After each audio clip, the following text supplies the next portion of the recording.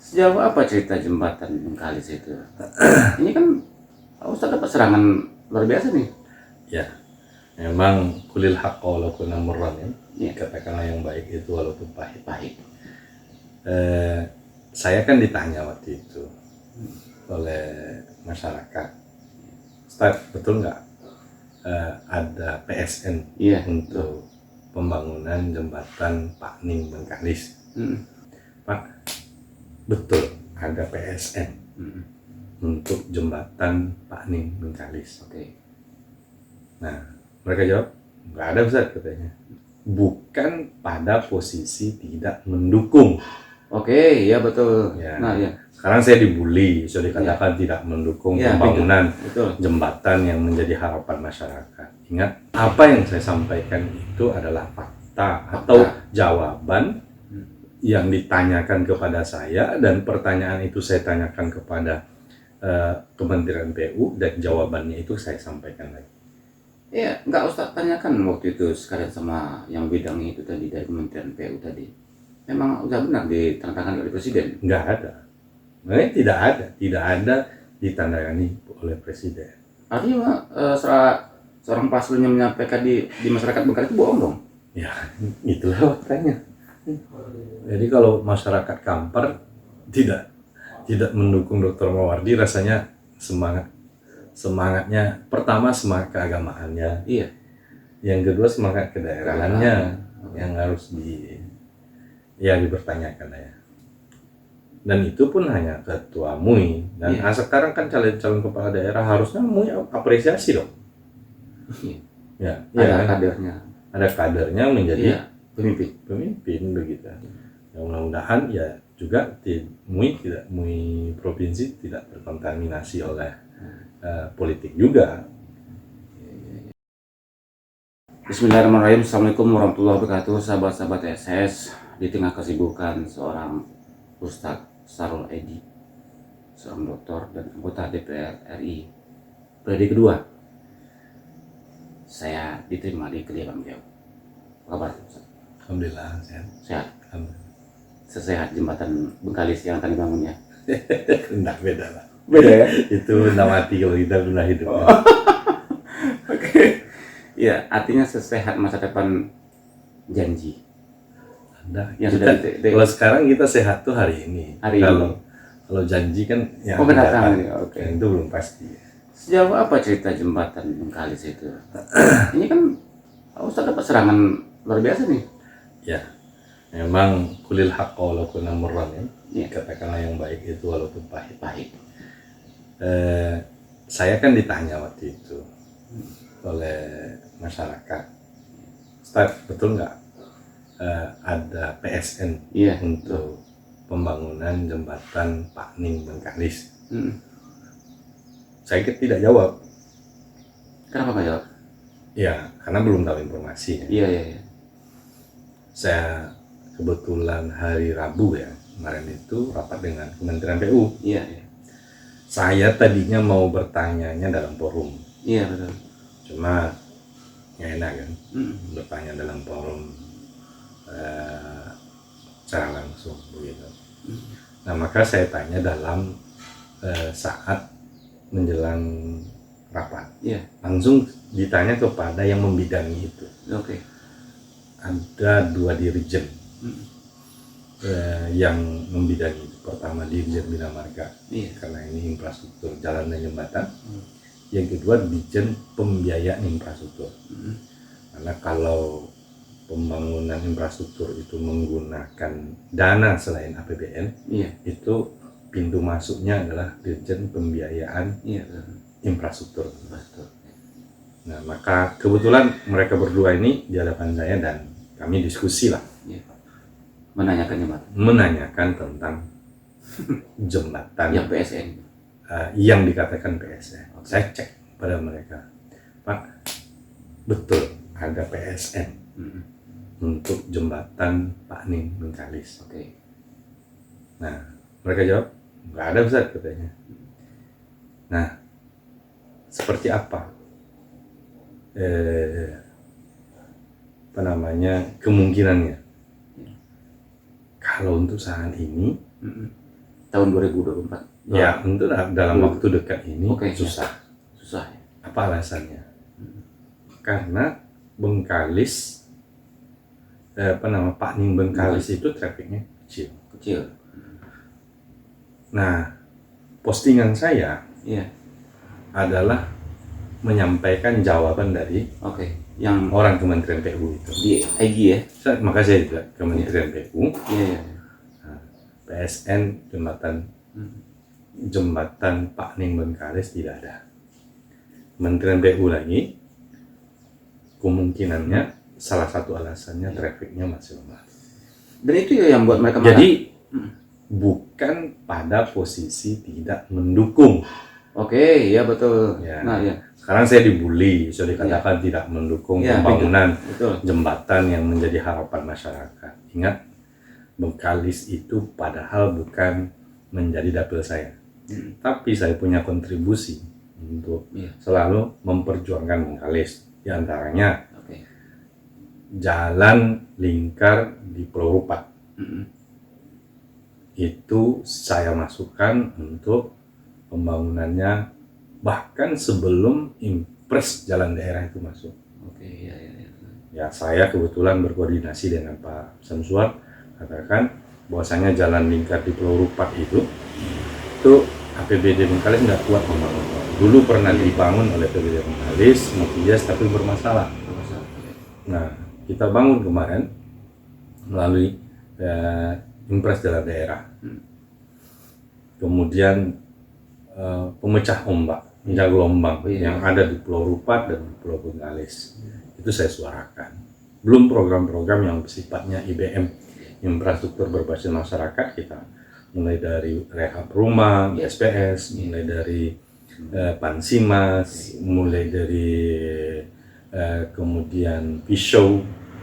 Saya tadi di Bengkalis.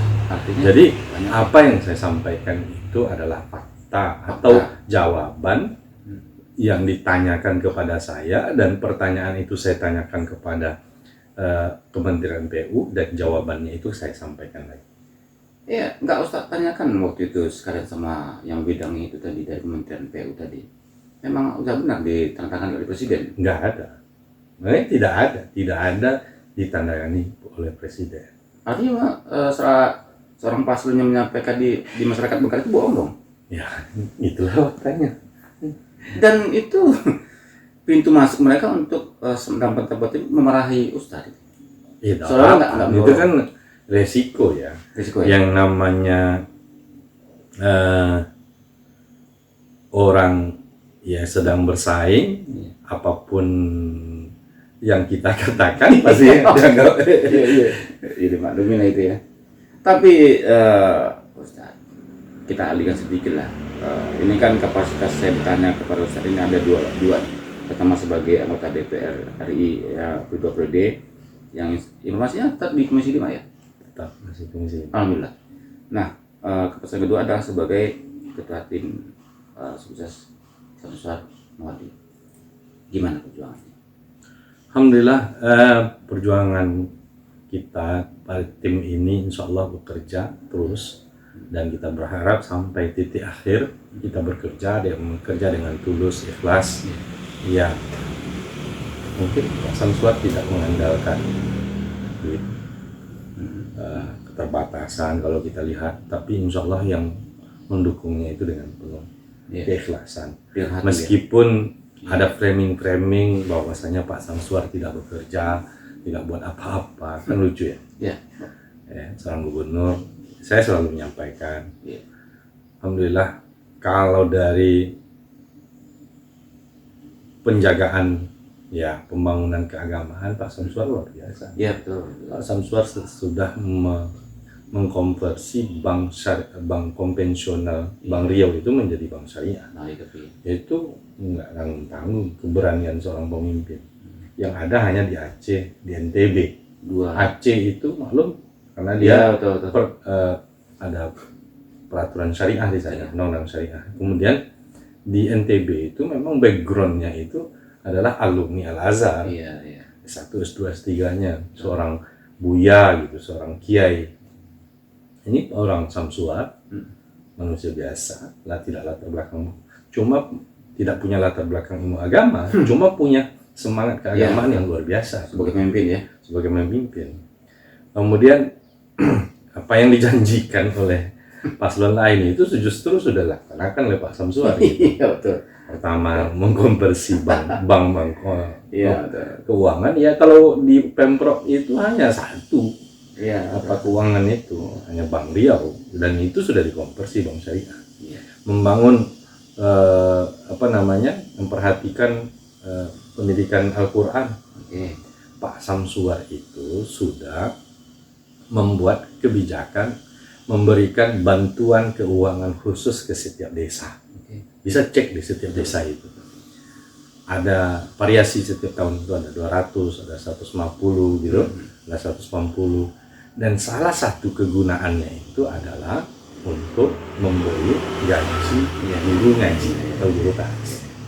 Ya, artinya apa yang dilakukan Samsul sudah cukup banyak, meskipun serangan luar biasa ini nampaknya akan semakin membesar menjelang pemilihan ini. Ya, jadi saya sambung bahwasanya Pak Samsuar kebijakannya coba lihat stabil harga sawit semenjak 2020. Karena Pak Samsuar mengeluarkan Pergub 77 yang mengikat perusahaan dalam menentukan harga sawit, sehingga tidak sembarang lagi. Terutama sawit mandiri masyarakat biasa ya. Sama masyarakat. Alhamdulillah lah selalu di atas 2.000. Sekarang ini lebih dari 3.000. Sehingga di nasional itu dikenal Pak Samsuar itu adalah gubernur sawit. Dan ingat, mungkin kita tidak punya sawit, tapi kita punya usaha. Tapi kalau harga sawit bagus, usaha kita insya Allah lancar. Jadi kita dapat berkahnya gitu. Kemudian Pak Samsuar itu adalah orang yang mendorong bagaimana menciptakan Badan Amil Zakat ini bisa tumbuh dan maju. Ketika dia di Siak dan ketika di provinsi luar biasa. Untuk kita ketahui ada rumah singgah di dekat masjid rumah sakit Arifin Ahmad itu. Bagi warga-warga yang tidak mampu, orang tuanya mungkin atau keluarganya sakit, dia harus menunggu beberapa hari, ada rumah singgah. Itu kebijakan Pak Samsuar. Kemudian mengirimkan anak-anak Riau ini untuk keluar negeri dengan kebijakannya, karena waktu itu di aturan Kementerian Dalam Negeri tentang pengelolaan keuangan daerah dipersulit, maka jalan keluarnya lalu melalui Badan Amil Zakat. Jadi gitu. Jadi kemudian untuk pembangunan dalam infrastruktur dalam bentuk skala besar, Pak Samsuar bukan tidak ada membangun infrastruktur jalan. Siapa bilang mungkin tidak. Kalau di kita ini di 13 Kota Kampar di Bate itu, yang menghubungkan Kampar dengan Rohul, itu Pak Samsuar gitu. Di Pekanbaru tidak tampak. Di Pekanbaru ini kalau dulu memang terkenal, kalau Pak Rusli Zainal mungkin bangun stadion, lalu kemudian ada flyover. Pak Samsuar tidak bangun dalam bentuk multies. Pak Samsuar karena waktu itu setelah dilantik Pak Samsuar dihadapkan pada COVID, dan itu 3 tahun. Dan selesai COVID, Pak Samsuar pun tidak lagi jadi gubernur gitu. Tapi program sudah dititipkan Dia sudah merubah beberapa ruas jalan yang ada di Pekanbaru itu menjadi jalan provinsi. Cuma pembangunannya di gubernur berikutnya karena dia tidak lagi menjadi gubernur. Dijalankan oleh pemerintahan selanjutnya. Yang sekarang juga menyalon ya. Oke. Ustaz, ini kita Kampar secara khusus diberikan penghargaan oleh Pak Samsuar, menggandeng Dr. Haji Mawardi Muhammad Saleh LCMA sebagai wakil gubernur. Apa yang Ustaz tangkap situ? Ini sebuah sikap yang luar biasa dari Pak Samsuar. Karena memang semangat keagamaan Pak Samsuar ini tinggi. Dia bahkan mengatakan, Pak Ustadz, saya ini umur sudah 70 tahun lebih. Saya ingin kalau terjadi sesuatu yang menggantikan saya itu Buya. Dari kalangan Ustadz ya? Itu saya terharu sekali. Dia sampai ngomong gitu, Ya. pasang suaranya. Ya. Maka dia sampaikan begitu. Wah, itu terharu sekali. Saya ingin memastikan bahwasanya semangat kita ini keagamaan ini tetap dilanjutkan. Nah, saya tentu kalau Ustadz insya Allah lebih amanah, lebih apa. Makanya kita khususnya orang Kampar tentu lebih bersyukur karena sosok Dr. Muwardi ini adalah seorang akademisi, seorang ustadz ya yang go internasional, kalibernya internasional, diminta oleh Pak Samson untuk jadi wakilnya. Ya, orang banyak mengatakan macam-macam. Ya, hati-hati begitu. Ini ulama ini gitu ya. Jadi dia seorang ulama. Insya Allah Riau ini dapat keberkahannya. Riau negeri Melayu. Jadi kalau dipimpin oleh seorang ulama sangat pas juga gitu. Ya, artinya Ustaz kita tidak berfokus kepada pernyataan Pak Samsul tadi ya. Tapi yang jelas bagi kita ketika Pak Samsul menghargai Mar Kampar dengan menggandeng Ustadz Muwardi, ini kan harusnya kita satu suara lah. Ya. Jadi kalau masyarakat Kampar tidak mendukung Dr. Muwardi, rasanya semangatnya pertama semangat keagamaannya. Yang kedua semangat kedaerahannya yang harus dipertanyakan ya. MUI Riau. Nah, ini MUI Riau mengeluarkan surat ini PAW Dr. Muwardi. Ini kan juga seperti langkah-langkah yang aneh menurut saya. Padahal kan itu orang Kampar juga. Kalau untuk menjadi calon bupati atau calon kepala daerah, rasanya tidak ada dalam ADART-nya. Ya alam ya setahu saya harus mundur atau apa. Iya, dalam PO itu dijelaskan oleh MUI Kampar sendiri bahwasanya hanya sifatnya nonaktif. Surat tombol nonaktif sementara diganti oleh PLT. Tetapi di surat itu dan SK oleh MUI provinsi bahwa Dr. Muwardi digantikan oleh PLT katanya, di situ redaksinya, tetapi masa jabatannya 2023 sampai 2028. Artinya secara langsung itu kan sudah mengatakan Ustadz Muwardi kalaupun menang kalah pun tidak bisa masuk lagi ke sana, ke MUI Kamparnya gitu. Nah ini yang jadi pertanyaan sekarang lagi karena gimana harapan Ustadz terhadap ini kan ulama nih berat ini. Ya tentu pedomannya kepada ADART ya, PO. ADART MUI itu setahun saya dulu pernah di MUI juga kan, pernah jadi pengurus harian juga.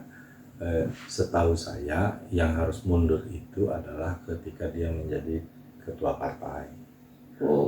Jadi ketua partai gitu ya. Nah kalau dia hanya menjadi calon kepala daerah, itu sukses. Itu dia harus mundur. Nah dan itu pun hanya ketua MUI dan sekarang kan calon kepala daerah harusnya MUI apresiasi dong. Ada kadernya. Ada kadernya menjadi pemimpin begitu. Tapi sikap ini kan nggak berbeda nih. Kalau alam seperti apa ya masalahnya kan.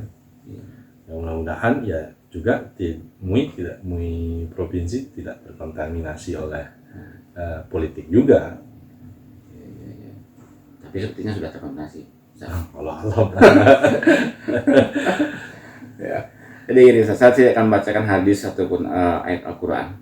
Ini kan ada pepatah kita orang Kampar. Babu elok bapak padu, babu buok sekali jangan. Arti kata para tokoh ulama, tokoh masyarakat menyikapi kontestasi politik yang hanya sesaat ini, yang kemudian melahirkan pemimpin baru. Apa korelasinya mungkin dalam pepatah ini? Iya, namanya kontestasi politik ini kita kan adu gagasan adu argumen gitu ya. Tidak menyerang pribadi, tidak memfitnah, ya kan? Negatif campaign itu boleh, black campaign itu tidak. Negatif Nah, ya. negatif campaign artinya kekurangan orang, misalnya kinerja. Kita koreksi ya. Adu kinerja, bosnya, oh ini kurang kinerja. Pak Sam biasa saja, dia dikritik, oh kinerjanya ini. Tentu kita yang dikritik kita jawab. Iya. Misalnya pembangunan infrastruktur di Pak Sam itu tidak terasa. Iya. Ini loh Iya. alasannya, Iya. kan gitu. Iya. Nah, alasannya bahwasanya dana kita itu 40% habis untuk COVID gitu. Iya. Kita tidak bisa membangun dalam bentuk besar gitu. Cuma waktu itu kita pembangunan fokus ke desa, Iya betul.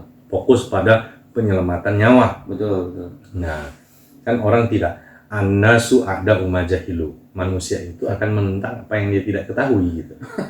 Nah, kan kalau kita lihat mana sih kepala daerah yang bisa membangun? Contoh Kampar, apa yang dibangun oleh Kampar masa Covid? Iya, betul. Oleh Bupati Kampar masa Covid nggak ada kan? Oke. Ya paham. Ya kalau dalam bentuk besar. Iya betul. Nah, ya kita memaklumi lah. Karena APBD itu juga ada batasnya kan? Iya. Dia ibarat kain sarung kata orang. Berselimut kain sarung ke atas ditarik, nah kaki dia ditutup kawin. Nah, enggak apa-apa lah, karena bisa. Ya begitulah APBD kita. Apalagi zaman COVID begitu.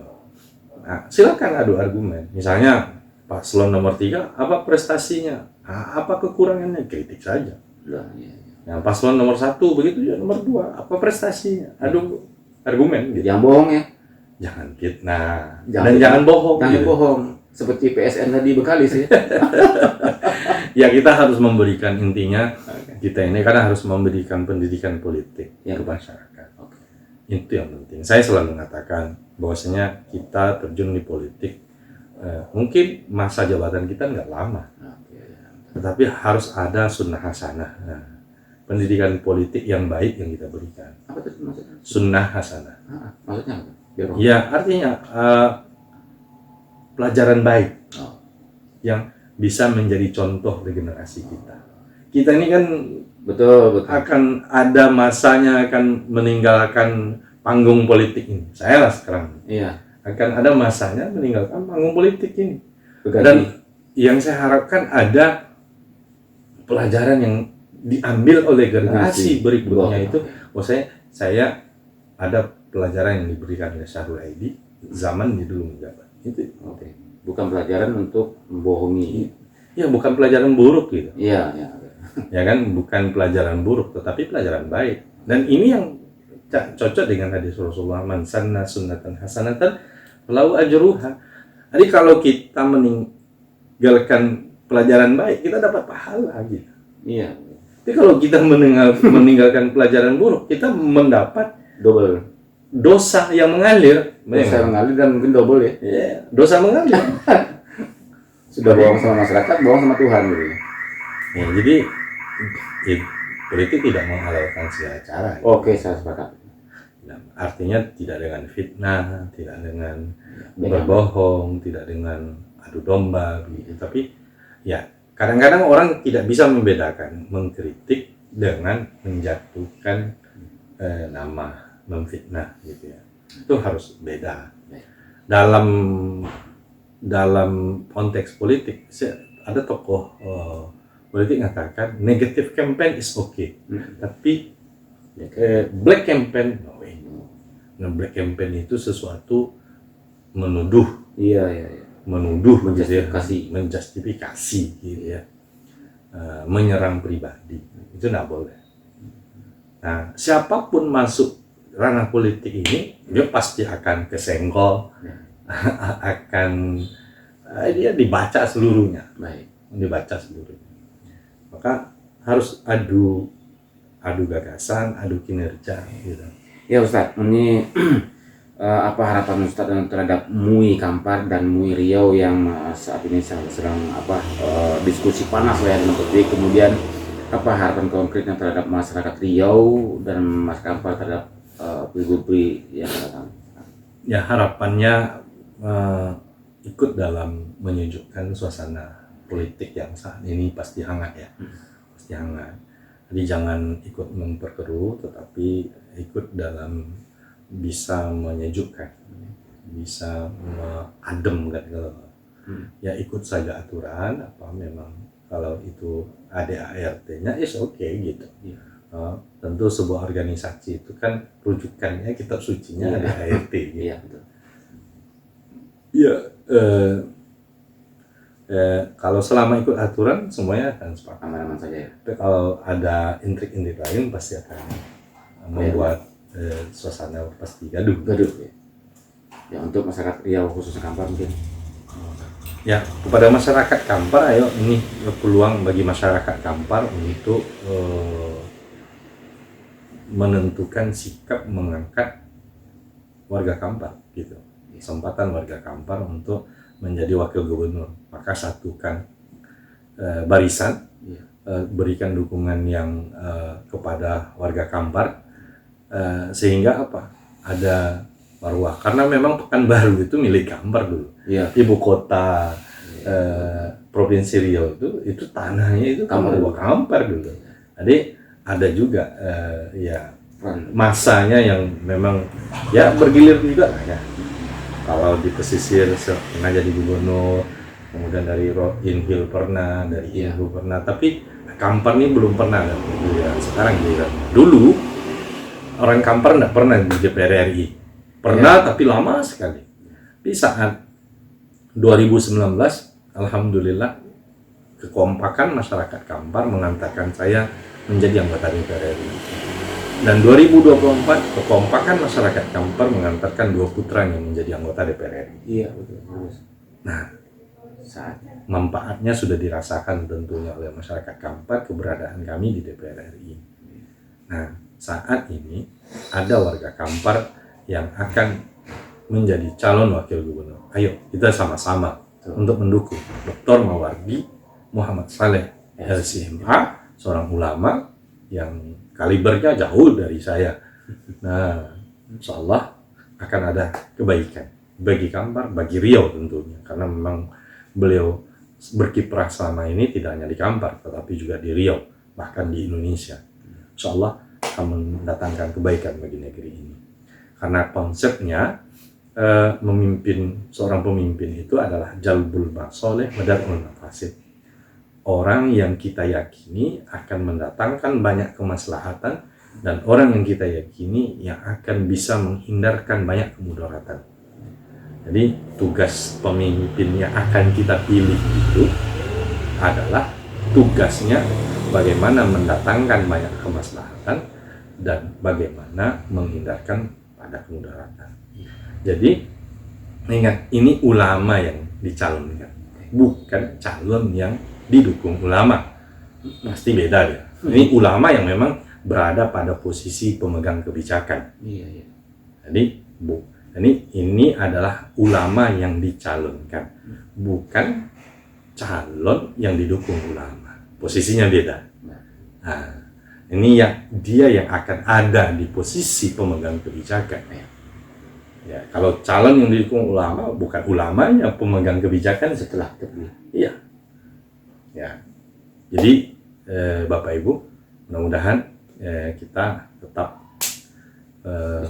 istiqomah. Ayo, ini diuji integritas kita, diuji atas dasar apa kita memilih. Jadi bukan atas dasar ini teman si fulan, ini teman si fulan, tapi lihat kualitas dirinya, kualitas calonnya yang harus kita lihat, bukan karena dia teman si fulan atau teman si fulan. Jadi kualitasnya seperti apa begitu, track recordnya, rekam jejaknya. Gitu. Terima kasih Ustaz. Ya, waktunya singkat di tengah kesibukannya teman-teman, sahabat-sahabat SS.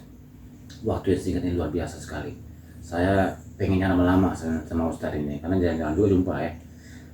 Dan mudah-mudahan perjuangan Bapak Samsuar dan Buya Mawardi kita dukung bersama-sama dan menuju ke Riau 1 dan Riau 2. Amin ya rabbal alamin.